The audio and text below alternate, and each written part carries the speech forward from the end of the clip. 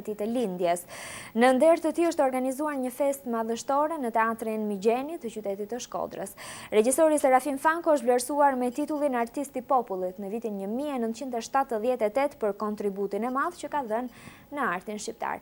Dhe me rastin e 70 vjetorit, Fanko ka marrë një tjetër çmimderi.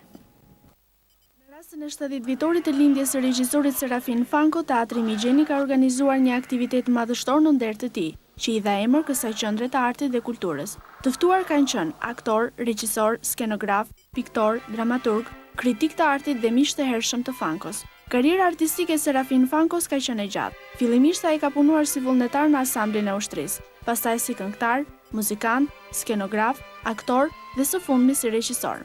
Në këtë rol ai dha më shumë për skenën e Teatrit Migjeni dhe atë kombëtar. Pjesë të tilla të njohura si Këshilli i Ndrikullave, Gjaku i Arbrit, Tregrim për Macbethin, Rozafa e të tjerë. Për kontributin e madh në artin shqiptar, u vlerësua me titullin Artist i Popullit në vitin 1978. Në qoftë se unë kam një pas o një plan vlerë, krijimtarin time, e kam në sajt bashkëpunimit me artistë të mrekullueshëm, qofshin të aktor, piktor, Hakim Zajnë me kanë këtu,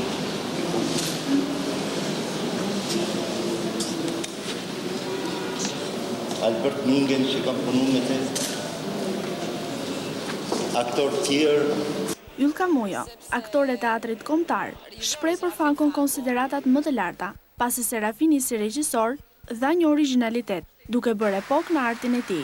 Ndaj Shkodra duhet ishte në fest, ka deklaruar Mujo. Për mua është përfaqësuesi i vlerave teatrore dhe për sa i përket teatrit shqiptar, ai ka bërë epokën e vet, sepse regjisori Serafin Fanko solli në teatrin shqiptar frymën e vet personale, individuale, konceptet e veta mbi teatrin. Surpriza më e madhe e aktivitetit në ditëlindjen e Serafin Fankos ka qenë ajo e Institutit Kombëtar të Integrimit të Jetimëve. Presidenti i këtij instituti, Ili Çumani, përshëndeti përfaqësuesit më të denj të jetimëve shqiptar, siç është edhe Serafin Fanko, babai i të cilit u përshkatua në 1939. Krahas çmimit simboli vlerave humane, Fanko është nderuar edhe me çmime të tjera, të cilat i ka marrë në sajt të filmave që ka luajtur ndër vite. Dhe ka qenë kjo gjithçka, të nderuar teleshikues, për këtë edicion lajmësh në Ora News. Ju vazhdoni të qëndroni me ne, bashkë do të na jemi këtu. Mirupafshim.